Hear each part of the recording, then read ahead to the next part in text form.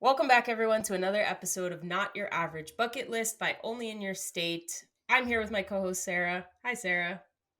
Hey, Marissa. How you doing? I'm okay. Can't complain. Fall weather. It's lovely. How about you? Love it. Not really fall here, but we still But got that humidity, I and like that you're committing to the beanie though. Like super humid and hot, but you know what? Gonna have it. It's you know necessary what? now. It's just like darn these electric bills. I'm gonna keep it cold in here. I don't blame you. Yeah, that's the way to go. Yeah.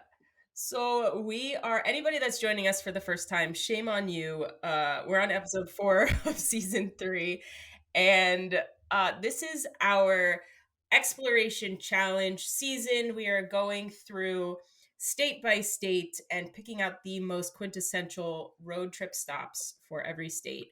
We're also polling our readers at Only in Your State, our Facebook pages, and trying to gain some insight into what our readers think are the best places to visit in every state that we could recommend to you.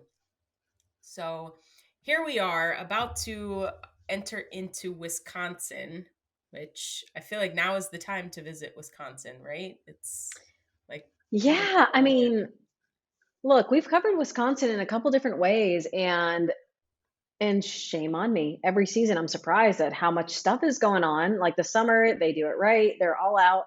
And then I feel like these sorts of best of the best locations are just so unique. Not to say that the other Yeah. states haven't been, but there were some themes. Like some were more natural, some were more like museum, Hall of Fame focused, and now I felt like I came across a lot of variety, which is really cool.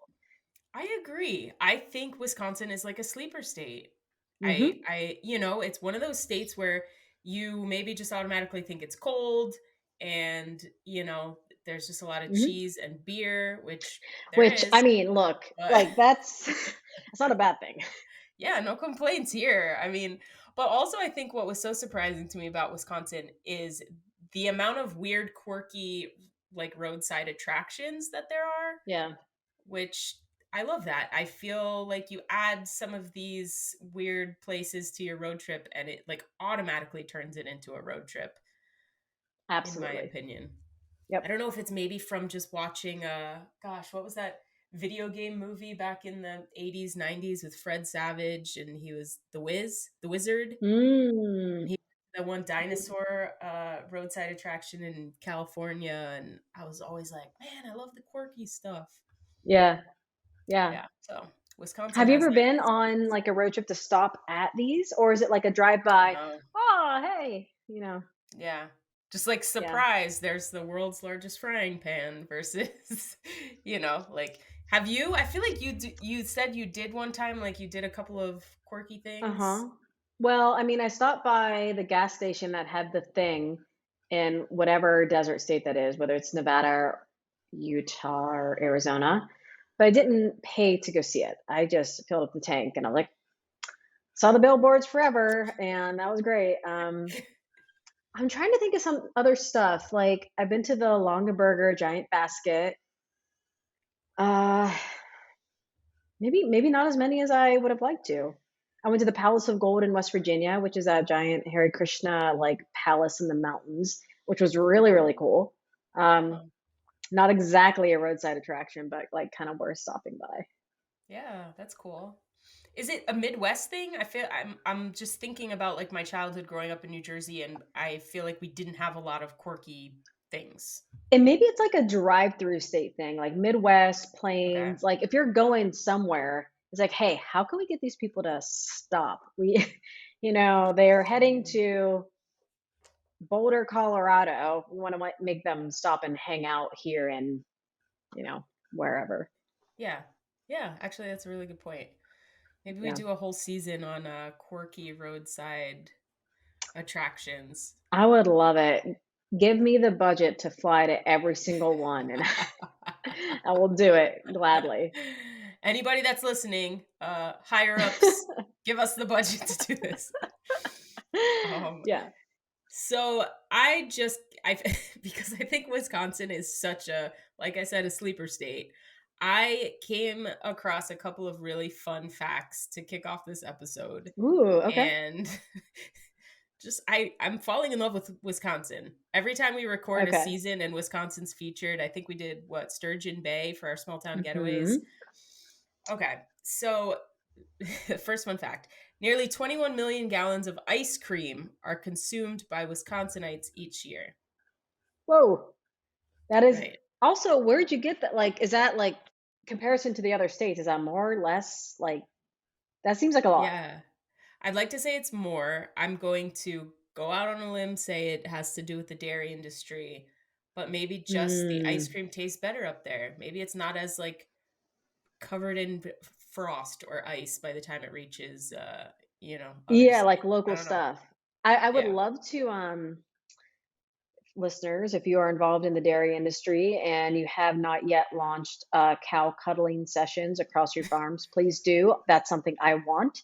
I want an unlimited cow cuddle session once a week. I think it's necessary. So just Love let it. me, Again, please. higher ups.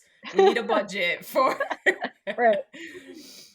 Okay, so another interesting fun fact is that Green Bay is known as the toilet paper capital of the world.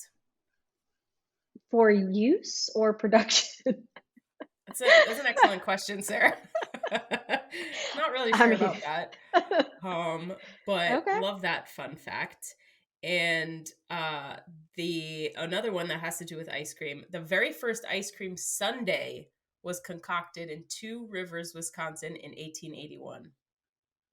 I just hope, flashing back, getting in the time machine, thinking about that day, that Yeah. monumental day. Did someone write in a history book like today thine combined strawberries with delicious iced cream?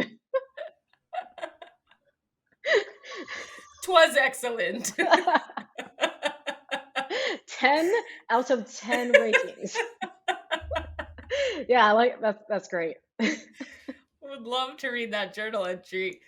Um yes. And finally, randomly, the very first circus in the United States happened in Wisconsin. Oh, that makes some of my research make more sense. Okay. Ooh, interesting. Love that segue. Well, with that said, would Hmm. you like to dive in to your first stop on this exploration challenge in Wisconsin?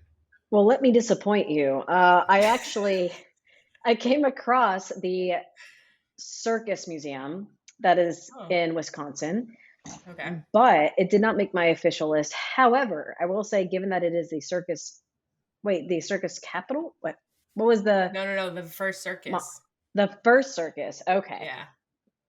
all right. Now with that moniker, like, yeah, that should have been on the list. And let me apologize, but there is the circus museum that you can attend or visit in Wisconsin.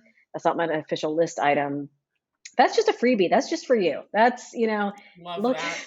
yeah, it needs to Bonus. be bonus content needs to be added to the list. But let me shift a little bit, and I will say that my first item is the Jurassic Park and also Dr. Evermore's sculpture park with the Forevertron.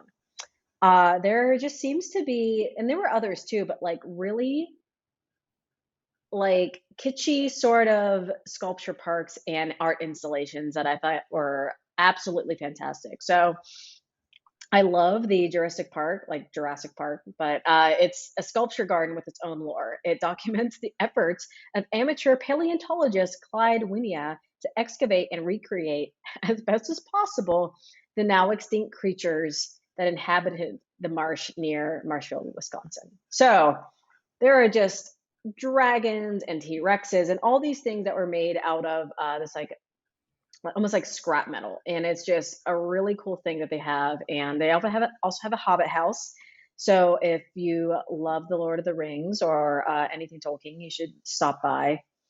But then also the Forevertron is just like a steampunky wonder, and even the name itself gets me interested in it because it's just one of those things, right up at that alley. So it is a 300 plus foot tall scrap metal structure that is supposed to sort of like I mean, it looks like some sort of like repair station or official sort of structure for like an airship.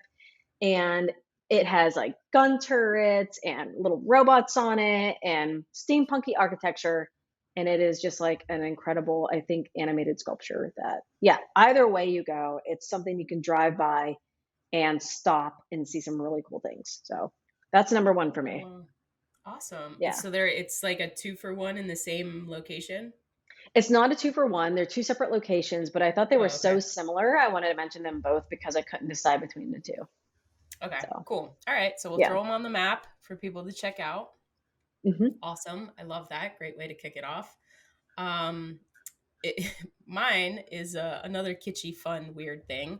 It's the world's largest 6 pack, and this was like originally my introduction to Wisconsin because I've been to Wisconsin a couple of times, and I think it's beautiful. I've loved it every time. I haven't done like so much exploration, but somebody said it has the most bars per capita in the United States Mm, is I would Wisconsin. believe that. Yeah. So, and then just in a lot of my research, I'm seeing a lot, like we're going to throw into our article on Only in Your State some of the best craft breweries, because a lot of really great craft breweries, like some of the oldest in the US, were started in Wisconsin, which I think is very cool. Yeah. So it's only fair that the world's largest 6 pack is in Wisconsin, La Crosse, Wisconsin, and it consists of 6 steel beer tanks that have been painted to resemble giant beer cans. And it was originally built by a brewing company back in the day, but now it's just become this like beloved landmark and roadside attraction. People will go to snap photos of it, and actually, I think it's even going through like a whole reno, that it's Really? going Okay. to be like renovated. Yeah. But it's in La Crosse, and it symbolizes the city's beer heritage, which I think is very cool. And it's just one of those things like, why would you not want to go see the world's largest 6 pack? Absolutely. Because you're Yeah. there. So, yeah. Yeah. That's no, that's awesome. I do love like some of the things that I took a glance at our list. There's some in the same vein. So yeah, I love it. And actually, on that note, I feel like I have to talk about our unofficial podcast mascot, the world's largest Hodag statue.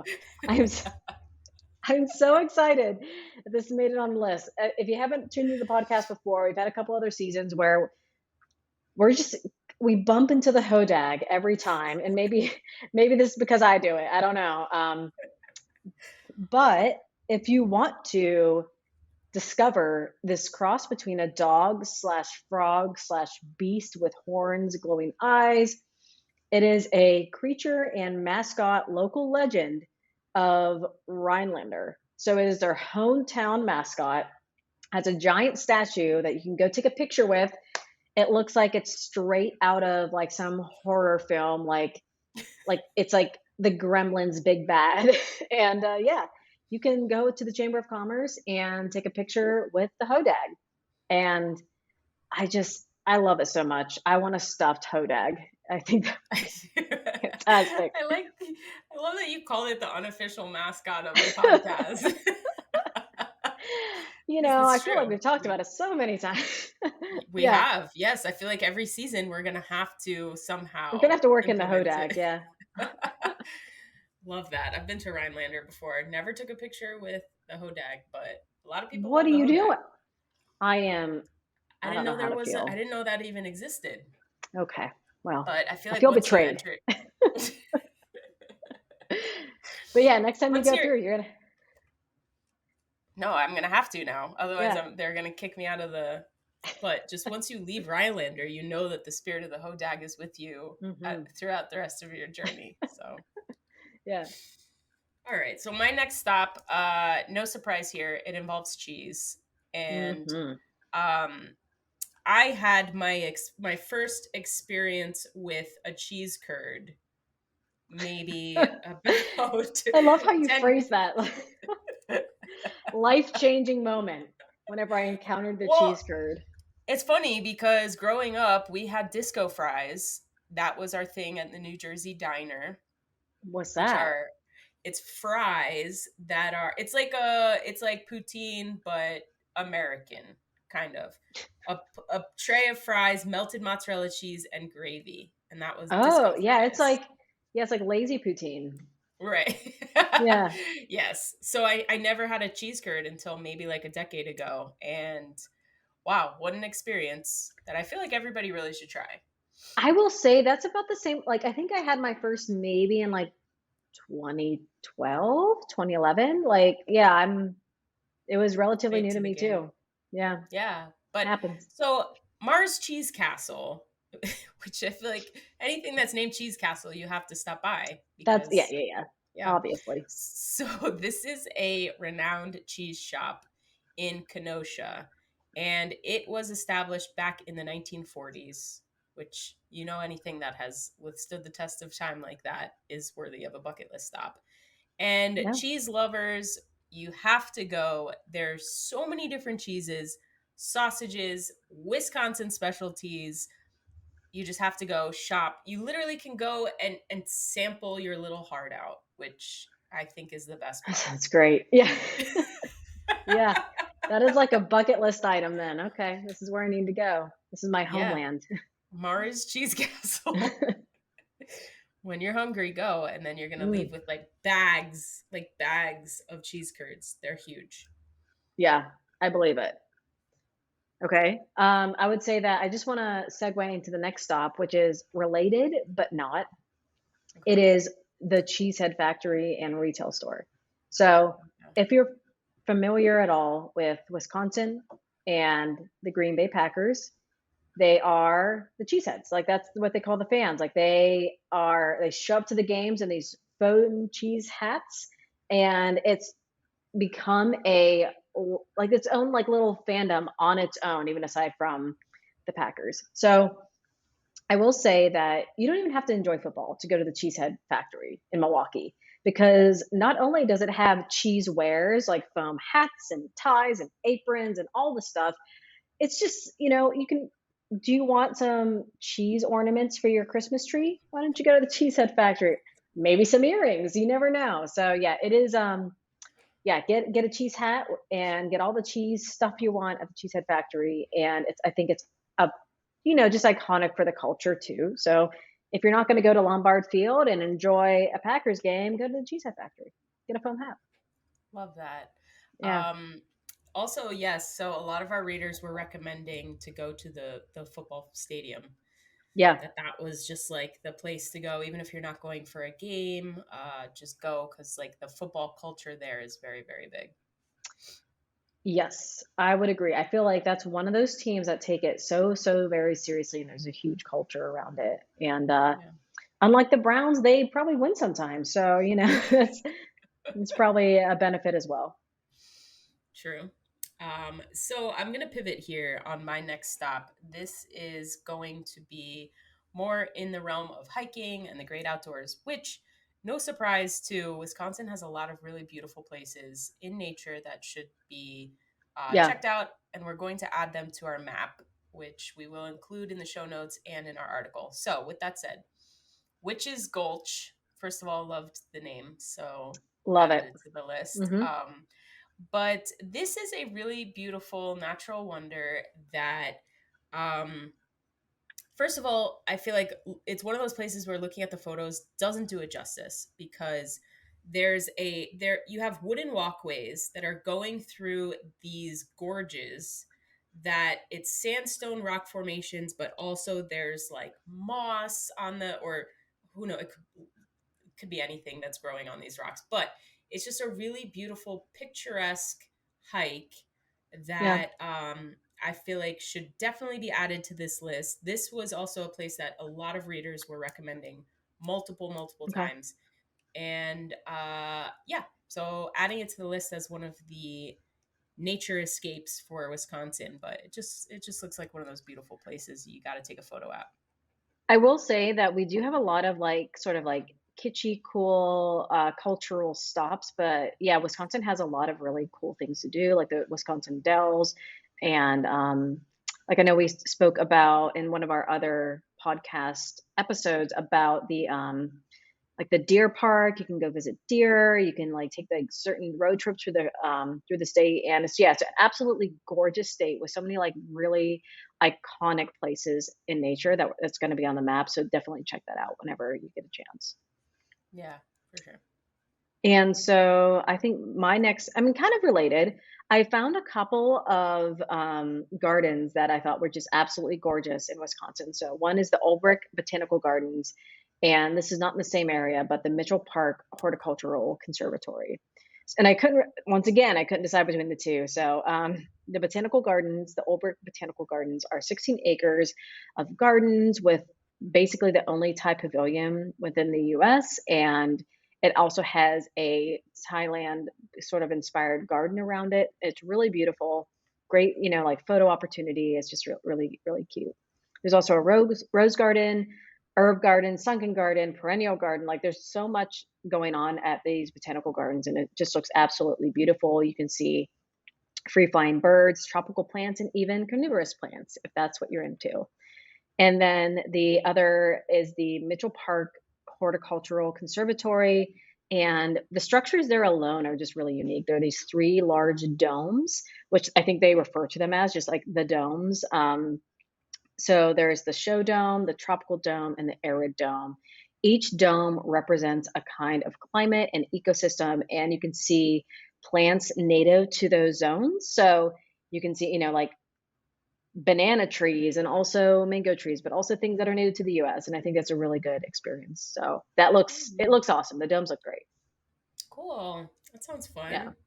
I always feel like botanical gardens are so underrated. They make every city or state list of like things to do, and you just like maybe you gloss over it if you've never been to that state. You're like, no, there are probably cooler things to do, but I feel like Yeah. each botanical garden I go to is so unique in its own right, and just like I always walk away having such a good time.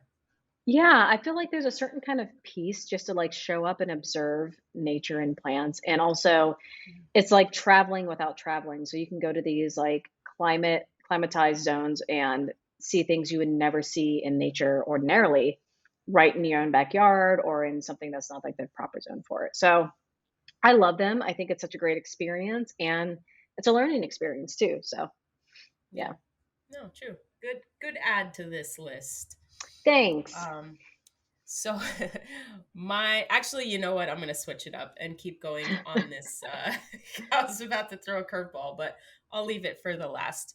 Okay. So adding to the list, Timms Hill County Park. This is also one that a lot of our readers were mentioning over and over because I think now is the time to go to this county park. It's in Price County, Wisconsin. It's home to the state's highest natural point Mm, and almost 2,000 feet above sea level. But now's the time to go because this is probably one of the best chances you'll get to view fall foliage in Wisconsin at Timms Hill County Park. Um, so just really beautiful. I was looking at the photos. Absolutely gorgeous. Obviously, yeah. I know I'm missing out on fall foliage in Florida right now. Uh, Sorry. Sorry to but hear it. it's like some of these photos of this park just don't even look real. Yeah. It's insane the colors that you'll see, and what better way to see it from the state's highest natural point? Yeah. Absolutely. Yeah. Okay. Well, I am going to change things up with my next list item. It is the Harley Davidson Museum, which Ooh. I think it is just hearing it, I wouldn't necessarily be interested. Like, oh, okay, Harley, that's cool. But it is like an iconic American company. It was founded in Milwaukee. And there are fans of the brand across the United States. And even if you're not into motorcycles yourself, or personally, I would just be too afraid of losing all my limbs and getting road rash, and it seems very dangerous. However, I do think it's great to like celebrate, iconic brands of the US. So you can go to Milwaukee and see the Harley Davidson Museum and just like really go through the complex. You can even get a map to like have a self-guided tour of all the buildings and see. I love this line that you can see the original shed that the company was founded in 1903. See, all Wow. it takes is a shed and some inspiration, and you can for the Harley Davidson company. So yeah, it's really Wow, cool, and they even have like all the teardrop gas tanks and stuff like that. So it's really cool. And very even if you're cool. not into having a bike yourself, you can get a sweet jacket, maybe some patches, and be on your way. I love that. I didn't even know that existed in Wisconsin. How cool. Hmm. Awesome. Okay. Throwing that on the list. Okay. And my last one is going to end with a bang for me, the National Mustard Museum. And Okay. All right. here we are. Do you like mustard?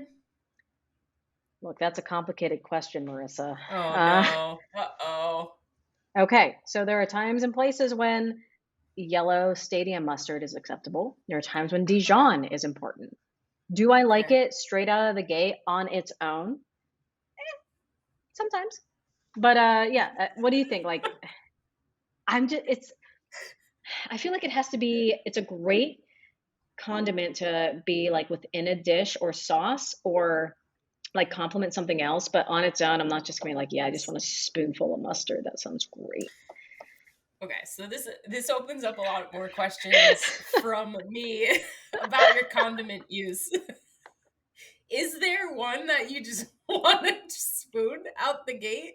I need to know this. How do you feel Okay, about okay. ketchup? I love ketchup. I like it making it spicy. Sometimes it's too Okay. sweet.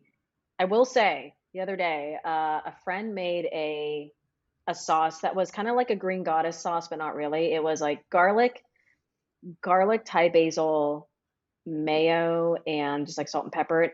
I would eat that out of a jar. Like that's just Okay. yeah. But typically I Interesting. don't. That is not like you're not gonna find me in front of the fridge just like taking mayo. That would Okay. be cause for concern, So, to be sure. complicated relationship with mustard.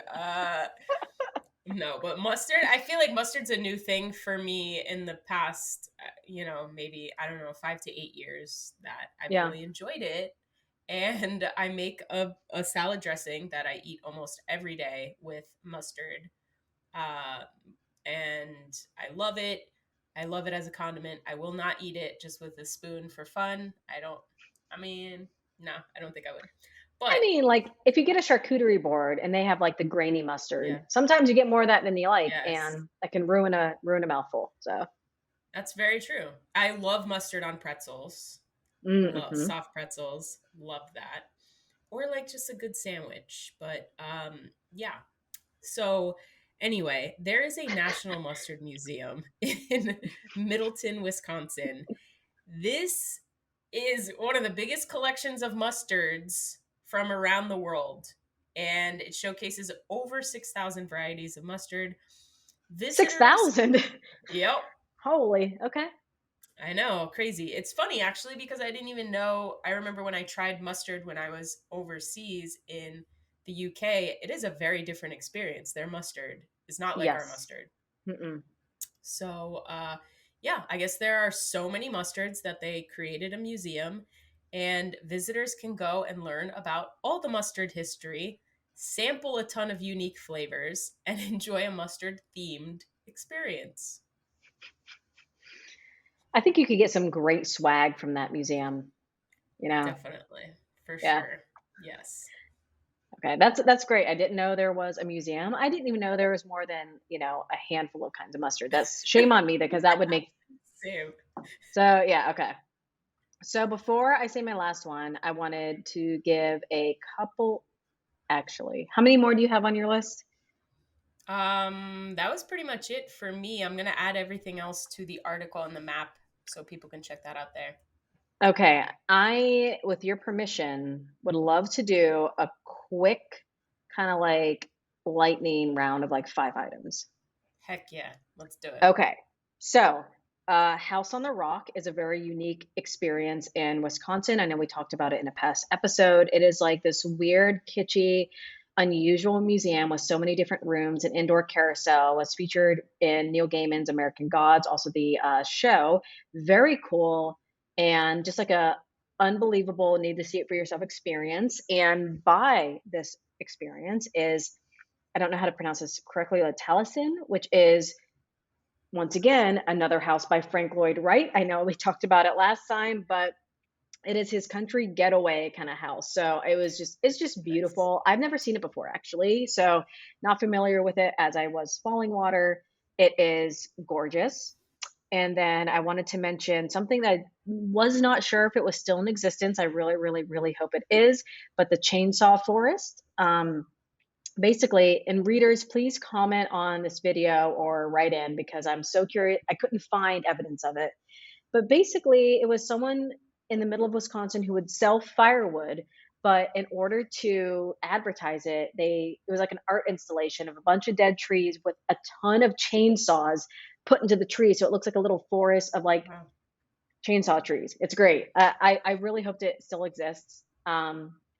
Also, there's a Viking church in Wisconsin, which is known as a stave church, which is kind of like a multi-tiered church that you would see in something in Scandinavia. There's even a Mjolnir, which is the hammer of the gods that is stuck out back, which is really cool.